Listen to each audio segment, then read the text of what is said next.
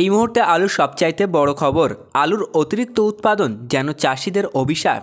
চলুন বিস্তারিত খবর জেনে নেওয়া যাক এই ভিডিওতে, তাই ভিডিওটি শেষ পর্যন্ত দেখতে থাকুন। চলতি বছর কোনো দুর্যোগ না থাকায় জেলার আলুর ফলন বেশ ভালোই হয়েছে জানাচ্ছেন চাষিরা। অনুকূল আবহাওয়ায় এবার আলুর উৎপাদন ভালোই হয়েছে, কিন্তু মাঠ থেকে আলু তোলার পরে তা হিমঘরে নিয়ে যেতে নাকাল হচ্ছেন আলু চাষিরা।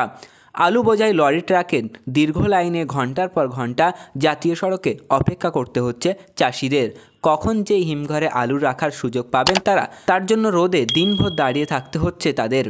রাত পার হয়ে গেলেও গাড়ি খালি করার সুযোগ মিলছে না। বুধবার গুসকারায় দেখা গেল হিমঘরগুলোতে সামনের জাতীয় সড়কের ধার দিয়ে প্রায় 8-10 কিমি আলু বোঝাই ট্রাক লাইন দিয়ে দাঁড়িয়ে আছে। কোনো চাষি টানা 1.5-2 দিন ধরে অপেক্ষা করলেও তাদের গাড়ি খালি হচ্ছে না। এতে ক্ষতির আশঙ্কা করছেন আলু চাষিরা। কৃষকরা জানিয়েছেন, জমি থেকে তোলার পর টানা রোদে পড়ে থাকলে পচে যেতে পারে আলু। এবছর কোনো দুর্যোগ না থাকায় আলুর ফলন বেশ ভালো। জেলার কৃষি দপ্তরের সূত্রে জানা গিয়েছে, পূর্ব বর্ধমান জেলার মঙ্গলকোট, আউশগ্রাম এবং ভাতারে এই 3টি এলাকায় আলু চাষ ভালো হয়েছে। ওয়েস্ট বেঙ্গল কোল্ড স্টোরেজ অ্যাসোসিয়েশনের গুসকারা ইউনিটের সভাপতি বনিবিহারী ঘোষ বলেন, এবছর বেশিরভাগ চাষি মাদার সিড বীজ ব্যবহার করে ফলন খুব ভালো পেয়েছে।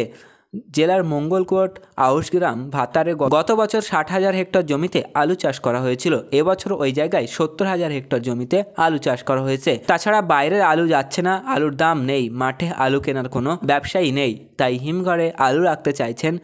এক্ষেত্রে জটিলতা বেড়েছে। এর সঙ্গে রয়েছে শ্রমিকের সমস্যাও। পূর্ব বর্ধমান ছাড়াও বীরভূম জেলার এক অংশের কৃষকরা গুসকারার বিভিন্ন হিমঘরগুলিতে আলু রাখতে আসেন। এখানে শহর এবং সংলগ্ন এলাকা রয়েছে 8 থেকে 10টি হিমঘর, আর এই হিমঘরগুলিতে ভাড়া দিয়ে আলু রাখার পর চাষিরা বাজার দর বুঝে তা বিক্রি করে দেন। তাতে কিছু টাকা লাভের মুখ দেখেন চাষিরা। তাই আলু ওঠার সঙ্গে সঙ্গে হিমঘরে আলু রাখার প্রতি বছরই ভিড় থাকে।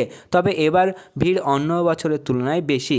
কয়েকদিন ধরে দেখা যাচ্ছে গুসকারা এবং সংলগ্ন এলাকার হিমঘরগুলিতে সামনে আলু বোঝাই দীর্ঘ line. Truck, pickup van, motor গাড়ি চালিত ভ্যান, ছোট লরি ছাড়াও আলু রাখতে এসেছেন চাষিরা। চাষি দীনবন্ধু ঘোষ, সুফল মণ্ডল এরা বলেন, সারাদিন তো বটেই, রাত পেরিয়ে ভোর হয়ে যাচ্ছে হিমঘরে আলু রাখতে গিয়ে। চাষি পার্থ দাসের কথায়, হিমঘরে আলু রাখতে গেলে কবে বাড়ি ফিরবো জানি না, আলু খালি করতে হিমশিম খাচ্ছি, খুবই সমস্যা হচ্ছে।